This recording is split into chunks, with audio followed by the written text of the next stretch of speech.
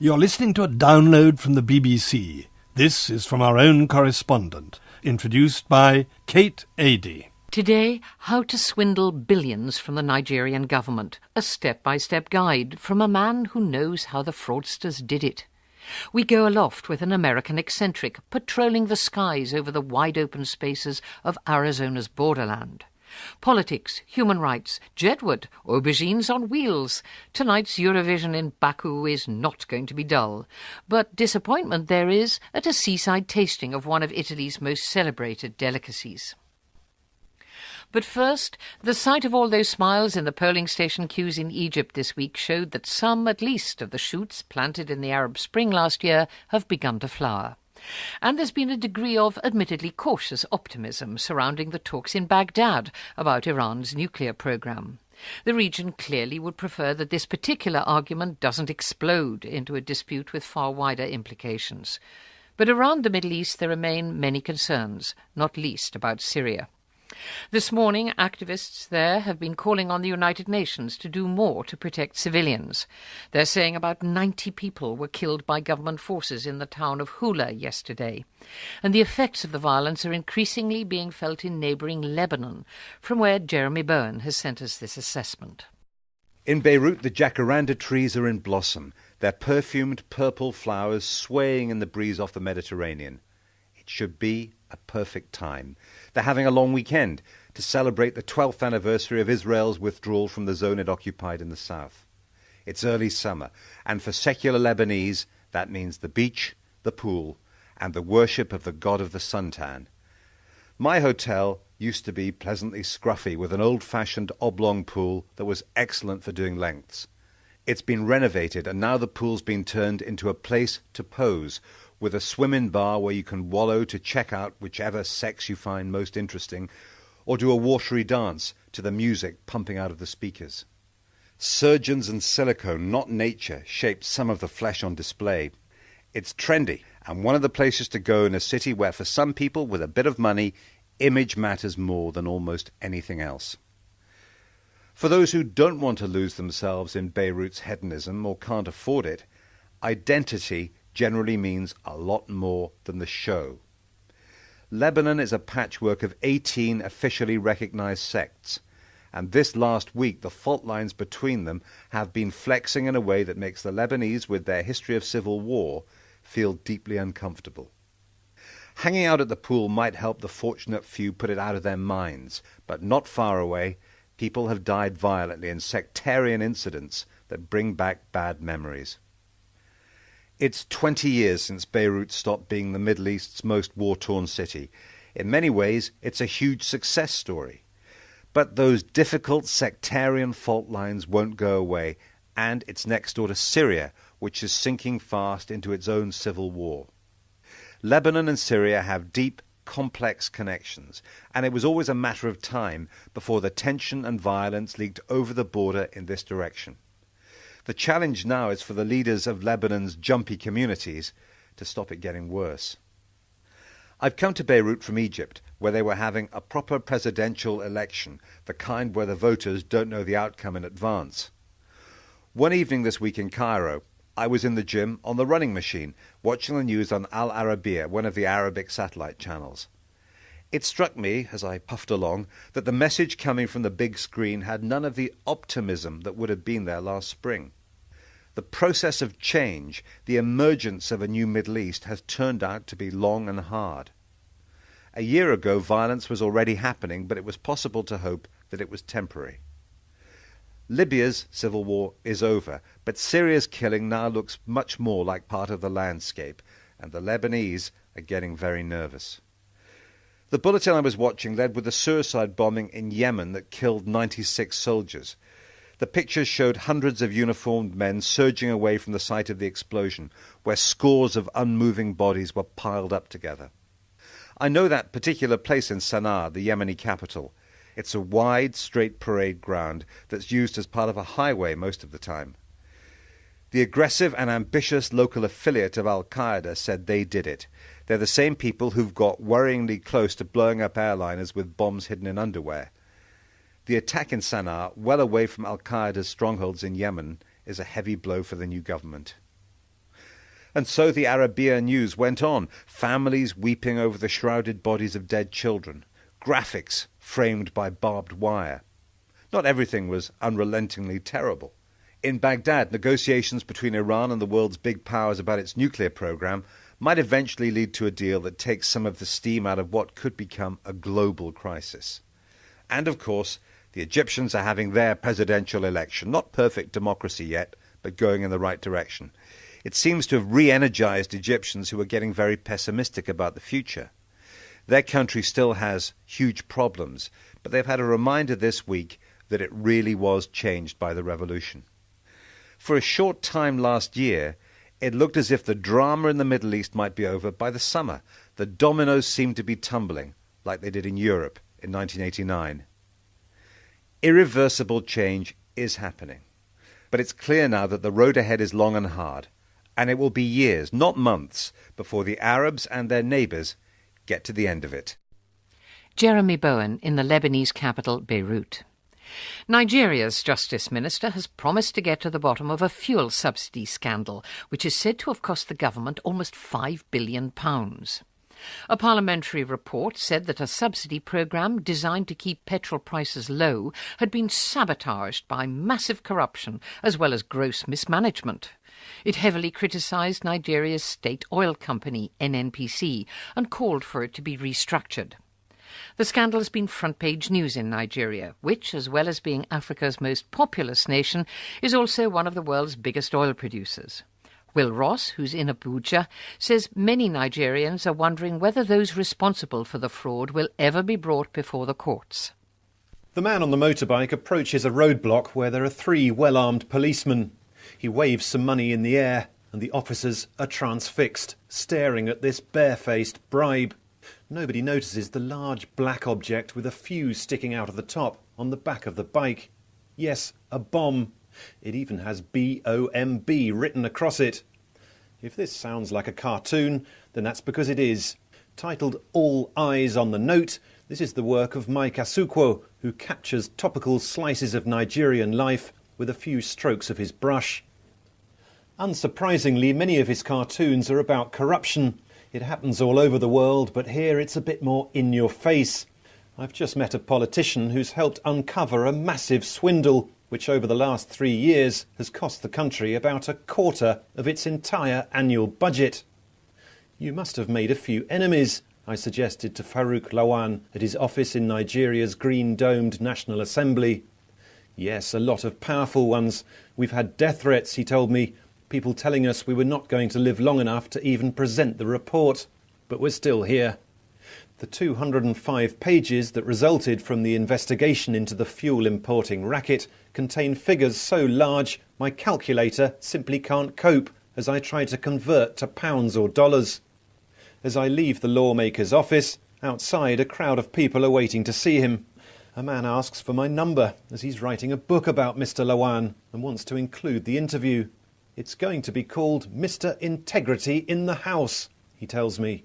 Oh, he's doing a good job then, is he? I ask.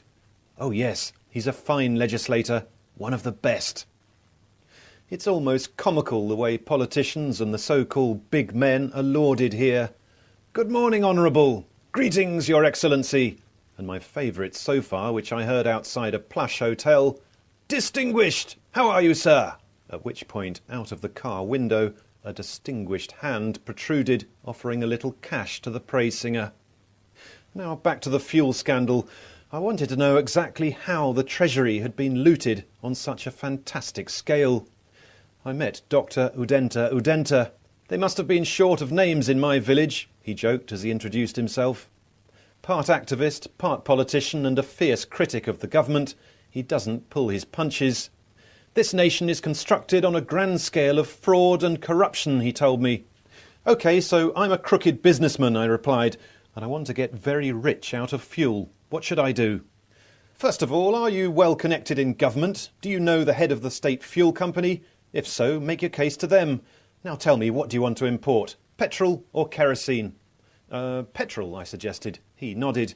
OK, let's go for, say, 1 million litres a day. The role-play bounced along, with the doctor getting more and more animated as he explained how my 1 million litres a day would only exist on paper. "Now, are you prepared to play the game?" he asked. "If so, then we'll get the foreign exchange documents sorted out and the offshore bank account."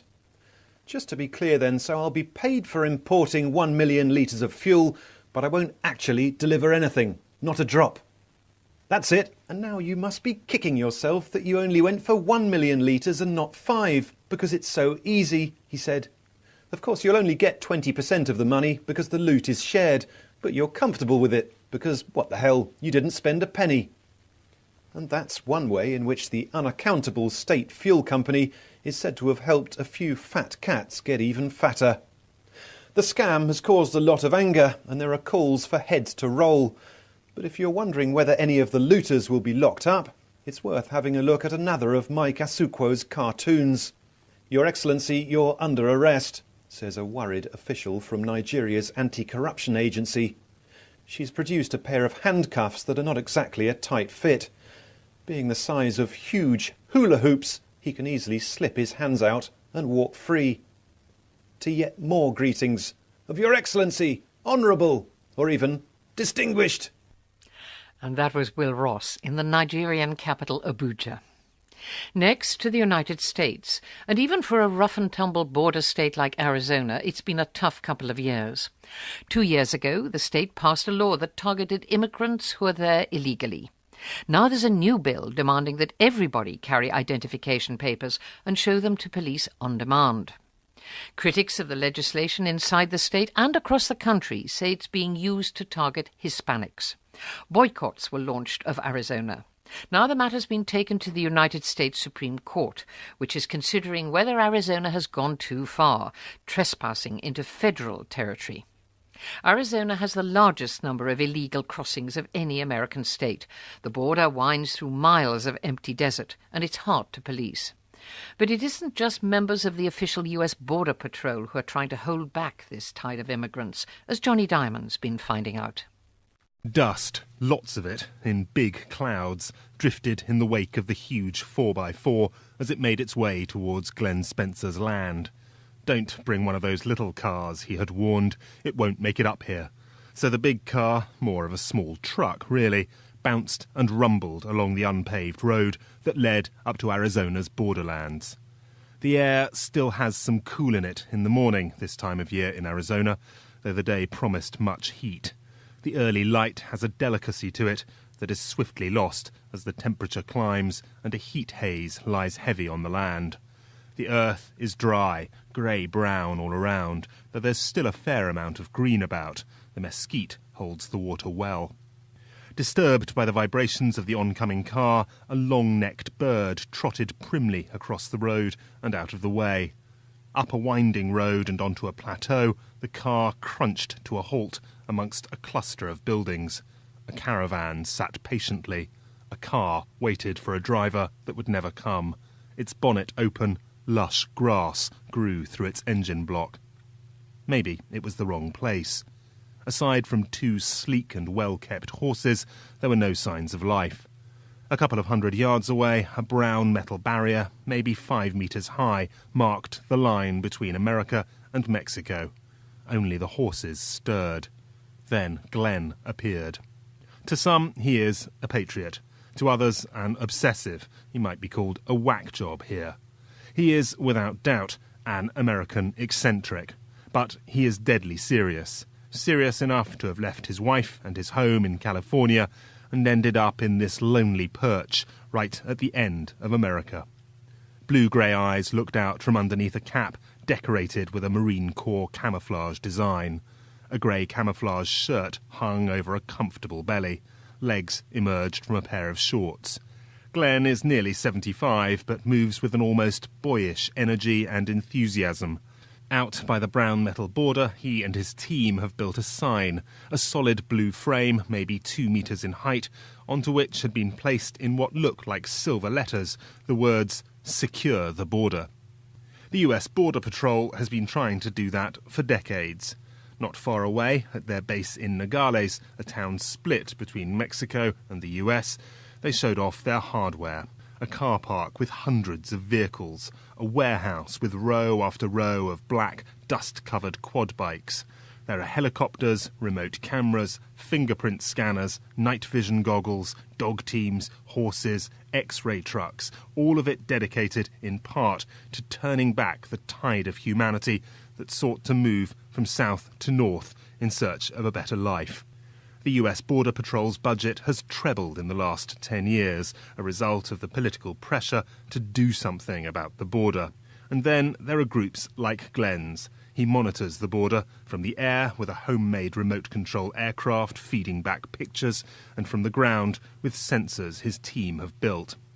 Every now and then, Glenn pilots his 4-seater Cessna to look at the border. The fence from the air, a pencil-thin brown line that rises and falls with the peaks and troughs of the hard land. Columns of rising air knock the little plane as the day warms up. The cool edge of the morning has long gone. Everywhere reeks of heat as the clock moves past midday. He flies over a new US Border Patrol post. Grey buildings and grey car parks spick and span against the desert and the scrub. 40 million that cost, he says. For that I could have secured the border. He turns the plane towards home. All around, Arizona leaches away into the distance, entirely flat until interrupted by sudden mountains. A good general picks his battlefield, said Glenn, explaining why he'd come to the state. Arizona is the battlefield. But like some generals of old, he may be fighting the last war. The flow of immigrants coming over the border has slowed. Tighter security, a falling birth rate in Mexico, and the weak US economy have all played a part. And so has the Arizona law that targets illegal immigrants. But Glenn won't stop now. This is what he does, day in, day out. He landed the little plane, slipped it neatly into the hangar, and drove off, his big car disappearing into the heat haze of the Arizona day. Johnny Diamond in Arizona. Final gargling must be going on in the Azeri capital Baku this morning, ahead of tonight's Eurovision Song Contest there. The authorities hope the Songfest will win them international plaudits for their modern, energy-rich, mainly Muslim state. But others there believe the occasion should highlight their claims that the government jails opponents, persecutes journalists, and suppresses free speech. As reporters gathered there earlier in the week, hundreds of young Azeris took to the streets in a rare protest about those alleged human rights violations. Steve Rosenberg says it's all providing a spicier-than-usual backdrop to Eurovision. There can't be anyone in Baku who doesn't know that the Eurovision Song Contest has come to town. Everywhere you look, there are signs declaring "Light your fire," this year's competition slogan. You can see them on advertising hoardings, on the sides of buildings, and also on the 1,000 London cabs that Baku has bought to make it feel more like a European city. By the way, Baku's taxis aren't black. They've all been repainted purple, which has earned them the nickname aubergines on wheels. Turn on local TV, switch on the radio, and you're bombarded by boom-bang-a-bang style Euro songs in a variety of tongues. Even for a long-time Eurovision fan like myself, it's a bit freaky. So was the poster in the window of a women's lingerie shop I noticed yesterday. It read, "As a gift, we offer all our customers a 70% discount on the occasion of the Eurovision Song Contest." Suddenly, I had visions of crowds of excited ladies queuing up to buy cheap knickers so they could throw them at the United Kingdom's entrance, Engelbert Humperdinck. Yes, even at the age of 76, the King of Romance still gets underwear chucked at him by his adoring fans. He said so this week at one of the pre-contest press conferences. I still can't quite believe that a global megastar like Engelbert is taking part in a contest like Eurovision. After all, this is the man who sold 150 million records around the world. He shared the stage with Elvis Presley. He's even got his own star on the Hollywood Walk of Fame. And yet now, Mr. Humperdinck has picked up the poisoned chalice of Eurovision. Among his competitors in Baku are the mischievous Jedward twins from Ireland and 6 singing grannies from Russia. Yes, there's never been a Eurovision Song Contest quite like this one before. Those singing pensioners are amazing, though. Sadly, they will never get to share a stage with Elvis, but I wouldn't rule out 6 more stars on the Walk of Fame. In Baku, whenever the Buranova babushkas appear in public, they're surrounded by journalists or mobbed by fans. They're clearly the grooviest grannies in town, and their disco dance Eurovision song Party for Everybody is tipped to do very well. It's already set a new record. Granny Natasha is nearly 77. That makes her the oldest singer in the history of the Eurovision Song Contest. But it's not just the participants that are making this Eurovision Song Contest stand out. It's the politics too. In the run-up to the competition, international human rights groups have been accusing the authorities in Azerbaijan of trampling democracy, stifling freedom of speech, and of locking up political opponents. The government here maintains those criticisms are unfair and has accused the West of a smear campaign. This week, police broke up an anti-government protest outside the Azeri television station which is broadcasting Eurovision. Demonstrators there had been chanting freedom to political prisoners. The police detained more than 30 people. And there was another protest this week. Around 100 activists simply walked around Baku. To avoid being arrested, they carried no placards. They didn't chant slogans, but they wore T-shirts bearing the words "Sing for Democracy." I spoke to one of the organisers of the protest walk, Rasul. He told me he wanted all the singers at the Eurovision Song Contest to speak out, up on stage, against human rights violations in Azerbaijan. The Swedish singer Loreen, one of the favourites to win this year's Eurovision, has already had a meeting with local human rights activists, much to the annoyance of the Azeri authorities. And the arguments don't end there. Azerbaijan is locked in a war of words with one of its neighbours, Iran. Clerics there have said it's inappropriate for a Muslim country like Azerbaijan to host an event like the Eurovision Song Contest. After a spiralling war of words, this week Iran recalled its ambassador from Baku. As for another neighbour, Armenia, well, it pulled out of the contest weeks ago, claiming security fears. With so much politics swirling around, it's easy to forget there's a song contest going on. Steve Rosenberg in Baku, and I gather his money's on the Russian grannies. Now, you'd think the chance to sample some of the great cuisines of the world might be one of the perks of the globe-trotting correspondent, but of course it often doesn't turn out quite like that. There are many disappointments along the way. Perhaps you recall a famished Brian Barron being told, just as he was poised to tuck into a caviar banquet in the Gobi Desert, that a dust storm threatened. His helicopter pilot insisted they took off before even a mouthful was touched. Well, no such disasters appeared to stand in the way of Danny Mitzman when she was invited to Italy's Adriatic coast to taste a celebrated regional delicacy. But sadly, all did not go according to plan. My friends often say I've got such a cushy job I can't possibly call it work. And they're right. Take my most recent assignment, interviewing the mussel-diving fishermen in the enchanting coastal resort of Porto Novo. Just south of the city of Ancona, it's the cleanest and most beautiful bay on the entire Adriatic Riviera. Yes, I confess, going there did feel a bit like being on holiday. Porto Novo's famous for its rare wild mussels, known by the dialect word moscioli. Their name distinguishes them from cozze, ordinary mussels cultivated in nets throughout the Mediterranean. Instead, moscioli are hand-collected by half a dozen die-hard local fishermen. From May to October, they dive daily with a rope basket and what looks like a little gardening fork used to carefully detach the largest mussels. Growing spontaneously on the reef, moscioli are said to have unique organoleptic qualities, affecting your senses in unimagined ways. They're considered the white truffle of all mussels, and Italians come from far and wide to sample them.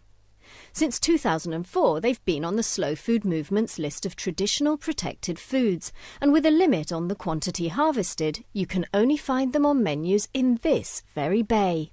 So what could possibly spoil a day out with 4 charming fishermen who offer you an espresso on the beach, take you on a delightful boat trip to see the mussel-covered reef, and then invite you for lunch at a local restaurant where the speciality is, of course, moscioli? One word: sinusitis. I arrived in Porto Novo that morning with absolutely no sense of taste or smell. I had hoped the sea air would clear out my nasal passages, but as we walked through the fish shop next door to the boat sheds, my heart sank. I could smell nothing. My fisherman had booked a table with a gorgeous bay view at Porto Novo's oldest restaurant, Emilia. Run by Marizina and her daughter Federica, it was opened by Marizina's mother in 1929, initiating the transformation of Portonovo into the gastronomic resort it is today. Marizina proudly shows me walls full of photos. Her husband presenting baskets of moscioli to not one but two popes, and then she points out another with a youthful image of a face I instantly recognise. That was taken in 1988, she grins.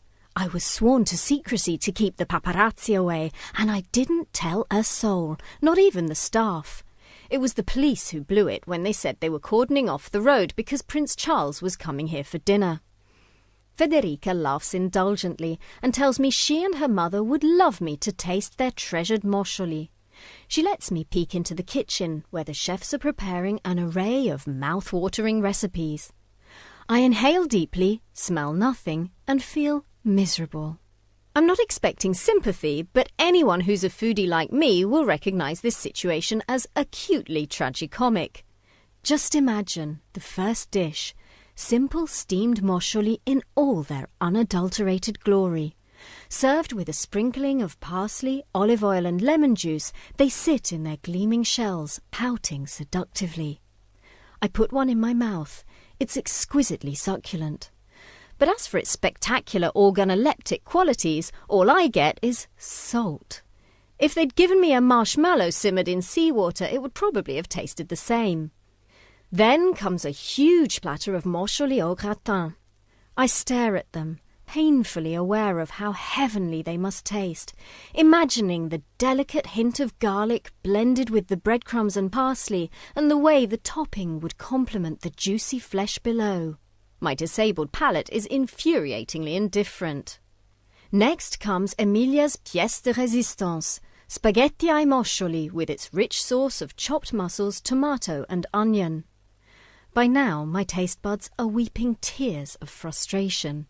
It's like eating in black and white when you know that everything on your plate is in glorious technicolor. Of course, the most mortifying bit of all this was the fact that I had to spend the entire meal pretending I could taste everything and feeling an absolute fraud as I complimented Federica and Marizina on how delicious each dish was. As I did so, I made a silent vow to return to Portonovo as soon as my sinuses are clear, and I will order exactly the same dishes, savouring every nuance of those elusive flavours, because I'm convinced that Portonovo's moscioli really are something special, and I'm sure there's one member of the royal family who'd definitely agree. And with Danny Metzman plotting a return to the Seaside lunch table, we've reached the end of another edition. Suddenly feeling rather hungry. 2 editions next week on both Thursday and Saturday mornings. Do join us. Goodbye. Fashioned oblong pool that was excellent for doing lengths. It's been renovated and now the pool's been turned into a place to pose, with a swim-in bar where you can wallow to check out whichever sex you find most interesting, or do a watery dance to the music pumping out of the speakers. Surgeons and silicone, not nature, shaped some of the flesh on display. It's trendy and one of the places to go in a city where for some people with a bit of money, image matters more than almost anything else. For those who don't want to lose themselves in Beirut's hedonism or can't afford it, identity generally means a lot more than the show. Lebanon is a patchwork of 18 officially recognized sects, and this last week the fault lines between them have been flexing in a way that makes the Lebanese, with their history of civil war, feel deeply uncomfortable. Hanging out at the pool might help the fortunate... You're listening to a download from the BBC. This is from our own correspondent, introduced by Kate Adie. Today, how to swindle billions from the Nigerian government. A step-by-step guide from a man who knows how the fraudsters did it. We go aloft with an American eccentric, patrolling the skies over the wide-open spaces of Arizona's borderland. Politics, human rights, jetwood, aubergines on wheels. Tonight's Eurovision in Baku is not going to be dull. But disappointment there is at a seaside tasting of one of Italy's most celebrated delicacies. But first, the sight of all those smiles in the polling station queues in Egypt this week showed that some, at least, of the shoots planted in the Arab Spring last year have begun to flower. And there's been a degree of admittedly cautious optimism surrounding the talks in Baghdad about Iran's nuclear program. The region clearly would prefer that this particular argument doesn't explode into a dispute with far wider implications. But around the Middle East there remain many concerns, not least about Syria. This morning, activists there have been calling on the United Nations to do more to protect civilians. They're saying about 90 people were killed by government forces in the town of Hula yesterday. And the effects of the violence are increasingly being felt in neighbouring Lebanon, from where Jeremy Bowen has sent us this assessment. In Beirut, the jacaranda trees are in blossom, their perfumed purple flowers swaying in the breeze off the Mediterranean. It should be a perfect time. They're having a long weekend to celebrate the 12th anniversary of Israel's withdrawal from the zone it occupied in the south. It's early summer, and for secular Lebanese, that means the beach, the pool, and the worship of the god of the suntan. My hotel used to be pleasantly scruffy, with an old few put it out of their minds, but not far away, people have died violently in sectarian incidents that bring back bad memories. It's 20 years since Beirut stopped being the Middle East's most war-torn city. In many ways, it's a huge success story. But those difficult sectarian fault lines won't go away, and it's next door to Syria, which is sinking fast into its own civil war. Lebanon and Syria have deep, complex connections, and it was always a matter of time before the tension and violence leaked over the border in this direction. The challenge now is for the leaders of Lebanon's jumpy communities to stop it getting worse. I've come to Beirut from Egypt, where they were having a proper presidential election, the kind where the voters don't know the outcome in advance. One evening this week in Cairo, I was in the gym on the running machine, watching the news on Al Arabiya, one of the Arabic satellite channels. It struck me, as I puffed along, that the message coming from the big screen had none of the optimism that would have been there last spring. The process of change, the emergence of a new Middle East, has turned out to be long and hard. A year ago, violence was already happening, but it was possible to hope that it was temporary. Libya's civil war is over, but Syria's killing now looks much more like part of the landscape, and the Lebanese are getting very nervous. The bulletin I was watching led with the suicide bombing in Yemen that killed 96 soldiers. The pictures showed hundreds of uniformed men surging away from the site of the explosion, where scores of unmoving bodies were piled up together. I know that particular place in Sana'a, the Yemeni capital. It's a wide, straight parade ground that's used as part of a highway most of the time. The aggressive and ambitious